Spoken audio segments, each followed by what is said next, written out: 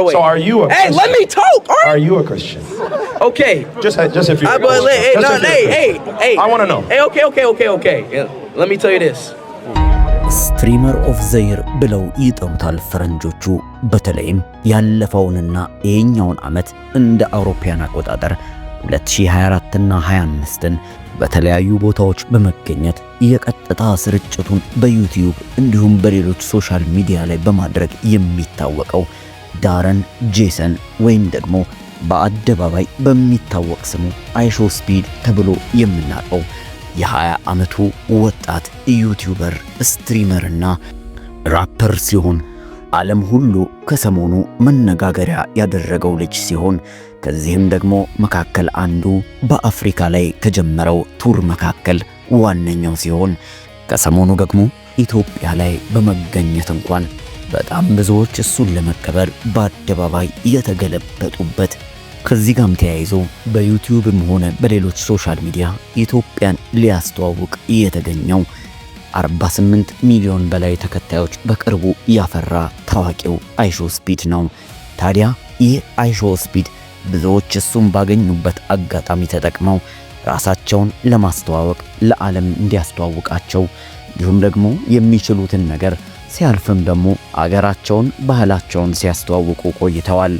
ታዲያ ስፒድን ያገኙ ሁሉ እንዲው ከመንገድ ላይ አሊያም ደግሞ በአጋጣሚ ከሱ ጋር በላይቭ ስትሪምም ሆነ የተገናኙ ስለ ራሳቸው ጉዳይ ስለ አገራቸው ስለ ባህላቸውና የሚችሉትን ችሎታ በሱ ፊት በሚያሳዩበት አንዱ ኢትዮጵያዊ ድንገት በአሜሪካ ላይ ስፒድን በመንገድ ላይ ያገኘዋል። ታዲያ ኢትዮጵያዊ ያደረገው አንድ ነገር ነው። ስፒድን ባገኘበት በዛው አጋጣሚ እስበቱን ተጠቅሞ አንድ ነገር ያደርጋል። ለስፒድ የጠየቀውን ጥያቄና የስፒድን ምላሽ በዚህ መካከል ያጋጠማቸውን ነገርና የሆነውን ነገር ሁሉ በዚህ ቪዲዮ ቀጥታ ቪዲዮን ወስደን በአማርኛ ተርጉመን ለእናንተ እናቀርባለን። ተከታተሉ።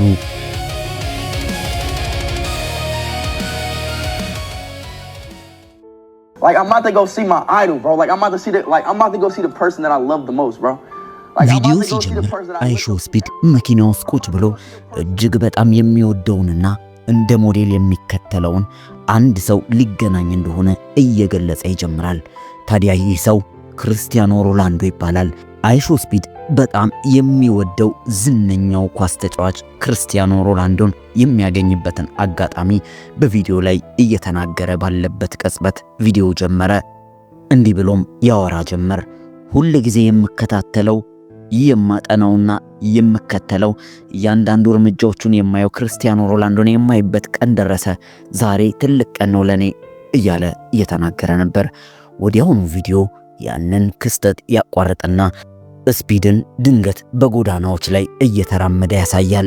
ታዲያ በዚህ ወቅት ነበር በጎዳና ላይ አንድ ሰው በማይክሮፎን ወይም በድምጽ ማጉያ ድምጹን ጮክ አድርጎ እንደዚህ ሲል ይሰማል። ታዲያ ከጦጣዎች ነው የመጣ ነው ከተባልን ለምንድን ነው እስከ ዛሬ ድረስ ጦጣዎች የኖሩት ወይም ደግሞ ከጦጣዎች ሰዎች ወደ ጦጣዎች የማይቀየሩበት ምክንያት እያለ ሲጮህ ይሰማል።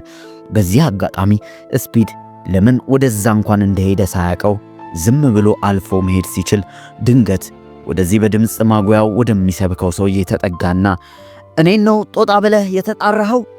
ጦጣ ብለህ ለምን ጠራኸኝ? ብሎ ይጮህበት ጀመር። ሰውየውም ጦጣ ብዬ አልጠራሁም፣ ይልቁንስ ጦጣ ብለው የጠሩህ ኢቮሉሽን ብለው የሚመራመሩት ናቸው፣ በሳይንስ ይመጣል የሚሉት እያለ እያስረዳ ባለበት ድንገት አንድ ኢትዮጵያዊ በዛ ምድር ላይ ይኖር የነበረ በመንገድ ላይ ወንጌልን በመስበክ የምናውቀው ዴቪድ የተሰኘው ማይክሮፎኑን ከሌላኛው ሰው እጅ ተቀበለና ወደ ስፒድ እንደዚህ ብሎ ጥያቄውን አቀረበ። ታዲያ ኢትዮጵያዊ እንዲህ ብሎ ጥያቄውን ጀመረ። ወንድሜ አንድ ጥያቄ ልጠይቅህ እፈልጋለሁ አለው። ስፒድም ወዲያውኑ ጠይቀኝ ጥያቄ ብሎ መለሰለት።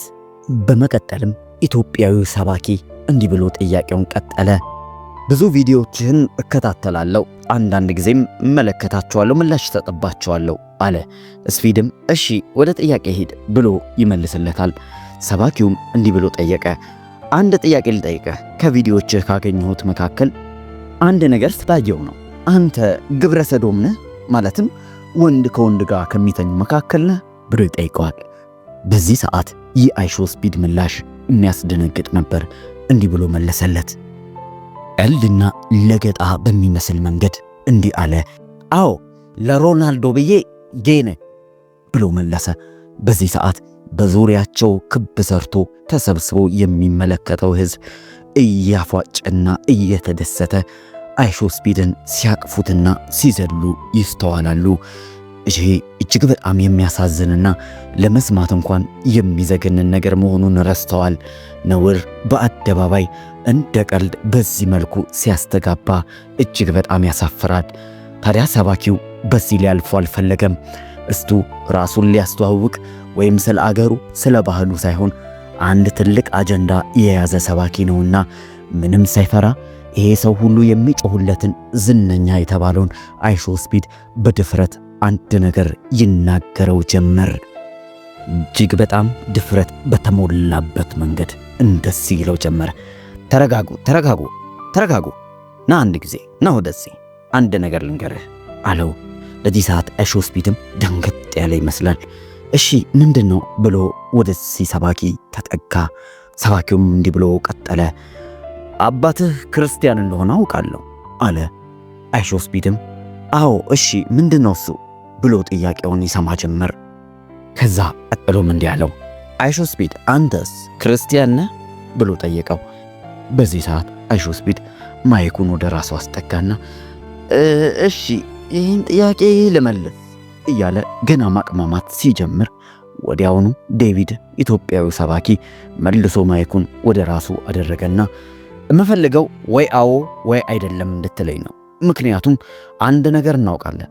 እውነተኛ ክርስቲያን ከሆን በክርስትና እምነት ውስጥ ወይም በመጽሐፍ ቅዱሳችን ውስጥ ግብረ ሰዶማዊነትን እንደማንቀበልና ይሄ ኃጢአት እንደሆነ የምናምን ሰዎች ነን።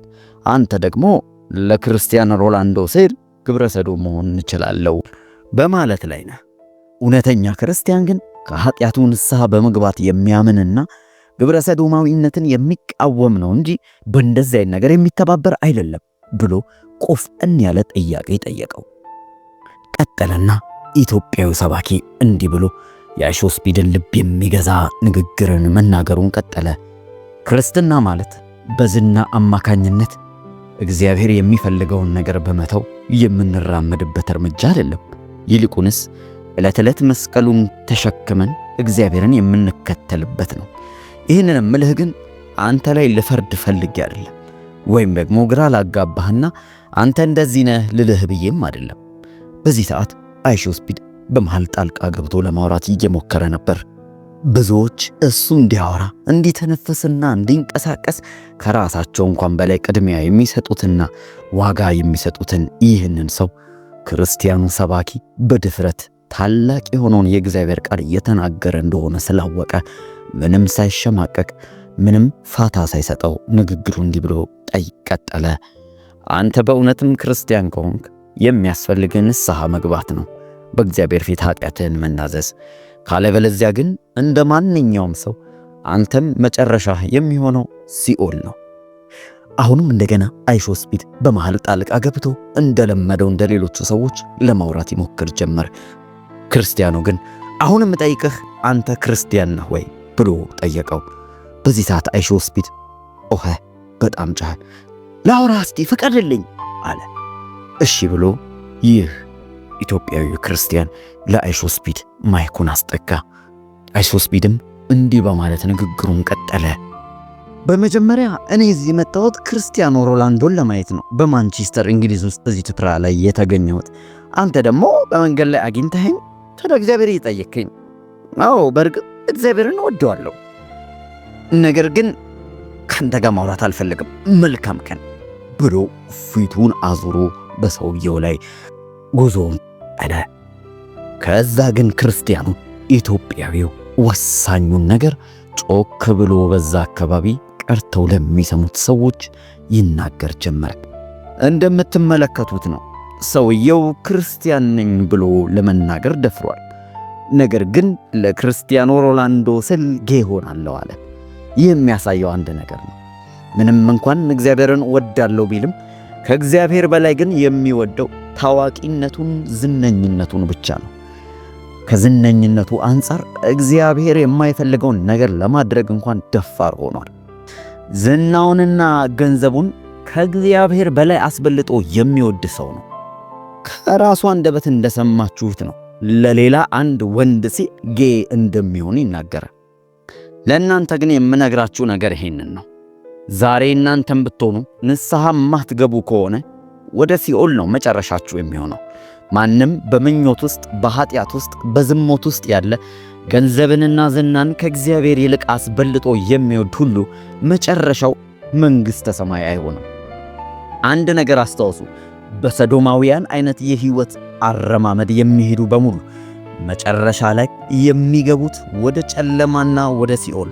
ምንም ያህል ዝነኛና ታዋቂ ልትሆኑ ትችላላችሁ። ነፍሳችሁን ግን ለዝና ለገንዘብ ስትሉ ከእግዚአብሔር ይልቅ አሳልፋችሁ ከሰጣችሁ መጨረሻ የሚሆነው ወደ ሲኦል ነው።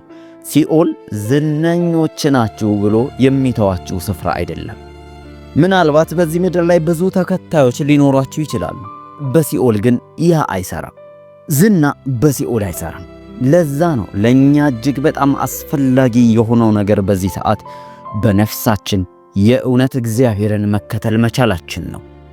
እግዚአብሔር እንደተናገረው ከሆነ ንስሐ ያልገባ ሰው በሙሉ ይጠፋል። አዎ በደንብ ስሙ፣ ይጠፋል ነው ያልኩት። ማን ነበር አሁን ያለፈው ልጅ? ስሙ አይሾስፒድ። አዎ አይሾስፒድን አይታችሁታል። ልክ ስለ ክርስቶስ እውነትና ስለ መንፈሳዊ ነገር መናገር ስጀምር እንዴት ደንግጦ በፍጥነት እንደሄደ አይታችኋል። ለምን ይመስላችኋል? ክርስቲያን ነው ወይ ብዬ የጠየቅኩትን ጥያቄ ለመመለስ ፈራ ተባ ያለው ለምን ይመስላችኋል? እኔ ጌ መሆን እችላለሁ ለክርስቲያኖ ሮላንዶ ብሎ እንደዚህ በድፍረት ሊናገር የቻለው? አያችሁ፣ ከሰዎች ዘንድ ተቀባይነትን ማግኘት ነው የሚፈልገው። እርሱ የሚፈልገው ሰዎች እንዳይጠሉትና ተቀባይነቱን እንዳያጣ ሲል ብቻ ነው። ነገር ግን እኔ አባቱ ክርስቲያን እንደሆነ አውቃለሁ። እሱ ግን ሕይወቱን እየመራ ያለው በመንገዶች ላይ የተዘዋወረ ከሰዎች ዘንድ ትኩረትን ለመሳብ በማግኘት ብቻ ነው። የጠየቅኩትንም ጥያቄ በግልጽ ምን ማለት እንደሆነ ያውቃል። ነገር ግን ሊመልሰው አልቻለም። ለዛ ነው ጥሎ ፈርጥጦ የሮጠው። መጽሐፍ ቅዱስ ሲናገር ብርሃን ወደ ጨለማ መጣ፣ ወደዚህ ምድር መጣ ይላል። ሰዎች ግን ስራቸው እንዳይታወቅ ጨለማን መረጡ፣ ከብርሃን ሸሹ ይላል። በእውነት የምነግራችሁ ለእንደዚህ አይነት ሰዎች ልንጸልይ ይገባል፣ ለእንደነ አይሾስፒድ አይነት ሰዎች። ምክንያቱም መጽሐፍ ቅዱስ እንደዚህ ይላል፣ ሰው ዓለምን ሁሉ ቢያተርፍና ነፍሱን ግን ቢያጎድል ምን ይጠቅመዋል ይላል። እስቲ ያስቡት፣ ዓለምን ሁሉ ብታተርፉ፣ ሰው ሁሉ ቢከተላችሁ፣ ለነፍሳችሁ ግን ማን ቤዛ ሊሆንላችሁ ይችላል? ስለ ነፍሳችሁ ስትሉ አንድ እግር ኳስ ተጫዋች ነፍሳችሁን እንዲያሳጣችሁ ትፈቅዳላችሁ? ሕይወታችሁን እንዲሁ ዝም ብለው በየሜዳው ለሚከተሏችሁ 20 ለሚሞሉ ሕፃናቶች ስትሉ ትሸጣላችሁ? ሕይወታችሁን ነፍሳችሁን አሳልፋችሁ ለተከታዮቼ ስትሉ ትሰጣላችሁ? ለአንድ ቆንጆ ማርቼዲስ ቤንዝ መኪና ስትሉ ሕይወታችሁን ትሸጣላችሁ? ወይስ ደግሞ ለቆንጆ ቤት ስትሉ? ለምንድን ነው ነፍሳችሁን የምትሸጡት? ለምንድን ነው ዓለምን ሁሉ አትርፋችሁ ነፍሳችሁን ለማጉደል ግን የምትሮጡለት? ዛሬ ወጣቶች ሆናችሁ ይህንን መልእክት የምትሰሙኝ ካላችሁ በደንብ ስሙ። ዛሬ አይናችሁን ከአይሾስፒድ ላይ አንሱና ወደሚጣራችሁ ወደ እግዚአብሔር አድርጉ።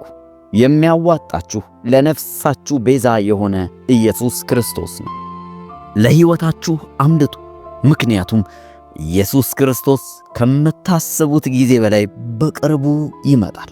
ስለዚህ ማንም ልትሆኑ ትችላላችሁ። ዛሬ በእግዚአብሔር ፊት ንስሐን እንድትገቡ ጠይቃችኋለሁ እያለ ባለበት ቅጽበት አንድ ነጭ የሆነ ሰውዬ በመንገድ ጋር ቆሞ እንደዚህ እያለ ይጮኻል። ስፒድ የራሱን ገንዘብ እየሰራ ነው። ብዙ ሚሊዮኖችን እያፈራ ነው። ተከታዮችም አሉት። አንተ ማን ስለሆንክ ነው እንደዚህ የምትለው ስለሱ እያለ ይጮኻል። በዚህ ሰዓት ሰባኪው ጠጋልና ወደሱ ምንድነው እያልክ ያለው? የምታወራውን እንኳን መስማት አልቻልኩም ብሎ ተጠጋው። በዚህ ሰዓት ሰውየው ደግሞ ያንኑ ንግግር ተናገረ። ስፒድ ብዙ ሚሊዮኖችን እየሰራ ነው። አንተ ማንህና ነው ስለሱ እንደዚህ የምታወራው? ብሎ ይናገር ጀመር። በዚህ ሰዓት ሰባኪው በተረጋጋ ማንነት ምንም አይነት መሸማቀቅ ሳይታይበት እንዲህ ብሎ ንግግሩን ቀጠለ። እኔ ብዙ ሚሊዮኖችን ስለመስራት እየኮነንኩ አይደለም። ሚሊዮኖችን ማትረፍ ችግር የለውም። እኔ ግን እያልኩ ያለሁት በእነዛ ሚሊዮኖች ብሮች ምን እያደረክበት ነው? ነፍስህን እየሸጥክበት ነው? ለሰይጣን ራስን አሳልፈ እየሰጠህ ነው? ወይስ ምን እያደረክበት ነው ብዬ ነው ለሕዝቡ እየተናገርኩ ያለሁት አለው። በዚህ ሰዓት ነጩም ሰው እንዲህ ብሎ ጠየቀ። አይ አንተ ስታወራ ነፍሱን ሸጧል እያልክ ታወራለህ። እሱ እኮ ዝም ብሎ በየመንገዱ የሚቀደድና የሚዘዋወር አንድ ወጣት ነው አለ። ሰባኪውም በዚህ ሰዓት ነጩን ልጅ እንዲህ ብሎ ጠየቀው። ታዲያ እንደዛ ከሆነ ለምንድን ነው ክርስቲያን ነህ ወይ ብዬ ስጠይቀው ምላሽ መስጠት ያቃተው? ለምንድነውስ ጌኔኝ ብሎ በአደባባይ የተናገረው? ግብረ ሰዶማዊነት ምን ማለት እንደሆነ ታውቃለህ? ሰባኪውም ቀጠለና ምናልባት ታውቃለህ አንድ ነገር፣ ሰው በአደባባይ በሕዝብ ፊት ኢየሱስ ክርስቶስ ጌታ እንደሆነ መመስከር ካቃተውና የክርስቶስ ተከታይ እንደሆነ መናገር ካቃተው እጅግ በጣም የሚያሳፍር ነው። ያ ግን ምን ማለት እንደሆነ ልታውቅ ትችል ይሆን? በሰዎች ፊት ስለኔ ስሜ መመስከር የማይችል ሰው ብሎ ኢየሱስ የተናገረውንስ ሰምተሃል? ያኮ በአደባባይ ክርስቶስን እንደ መካድ ነው። አየህ፣ ኢየሱስን ብለህ በአደባባይ ለሱ መመስከር ከደፈርክ ክርስቶስ በመላእክቶች ፊት ስላንተ ይመሰክርልሃል። ነገር ግን በእኔና በስሜ የሚያፍርብኝ እኔም ደግሞ አፍርበታለሁ ብሎ በግልጽም ተናግሯል። ይህ ልክ እንደ መካድ ነው። ኢየሱስም በግልጽ ተናግሯል። በሰዎች ፊት በስሜ የማያፍር ወይም የመሰከረ በመላእክቶች ፊት እመሰክርለታለሁ፣ በእኔና በስሜ የሚያፍር ደግሞ የማይመሰክር እኔም እክደዋለሁ ብሎ በግልጽ ተናግሯል። እስቲ አንተንም ጥያቄ ልጠይቅህ፣ አንተስ ኢየሱስ ክርስቶስን ወደ ልብ ተቀብለሃል ብሎ የጠየቀው ነጩም ሰው ድንግጥግጥ እያለ ግራና ቀኙን እየተመለከተ እንዲህ ብሎ መለሰለት። አይ እኔ ክርስቲያን አይደለሁም። ክርስቲያኖችን አከብራለሁ፣ ግን ክርስቲያን አይደለሁም። ታዲያ ክርስቲያኑ ይህንን አጋጣሚ ተጠቅሞ ለዚህ ነጩ ሰውዬ ወንጌልን መስበኩን ቀጠለ። ታዲያ በዚህ ወንጌል መስበክ የተናደደ ይመስል ከእሱ ጋር ቆሞ የነበረው ጓደኛው መንጫጫቱን ጀመረው።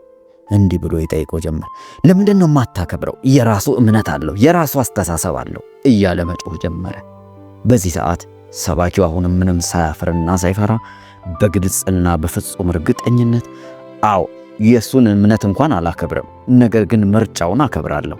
እኔ ለነግረው የምችለው አሁን በሚመርጠው ምርጫ ላይ ተወስኖ ሕይወቱ የት ሊዳረስ እንደሚችል እነግረዋለሁ። ምክንያቱም እውነት እውነት ነው፣ ያለው ደግሞ አንድ እውነት ነው እያለ ማስረዳቱን ቀጠለ። ከጎኑ ያለውም ጓደኛው ጭቅጭቁን ወደ ሌላ ነገር ይወስድ ይመስል አንዳች እውነት የሚናገረው ባለመኖሩ ሌሎች ነገሮችን መቀበጣጠሩን ቀጠለ። እኔ አማኝ ነኝ ምናምን ይል ጀመረ። በዚህ ሰዓት ሰባኪው ግን ግልጽ አድርጎ ተናገረ።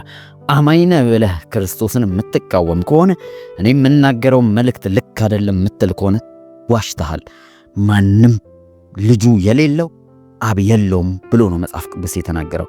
ስለዚህ እኔ የምናገረው ነገር ከሌለ ኢየሱስ ክርስቶስ ከሌለ አብ እንደሌለህ ነው ማቀው ብሎ ይናገር ጀመር። ዋናው ጥያቄ ግን እዚህ ጋር ነው። ምናልባት እኔና እናንተ ብንሆን በዚህ ዘመን ላይ ዓለም ዘማዊና ኃጢአተኛ በበዛባት እያንዳንዱ ጥቅሙን ለማስጠበቅ በሚሯሯጥባት በዚች ዘመን ላይ ምን አይነት እምነት ትከተሉ ይሆን? እንደ አይሾ ስፒድ ያለው አይነት ሰው በፊት ለፊታችሁ ቢመጣ እናንተ ምላሻችሁ ምን ሊሆን ይሆን?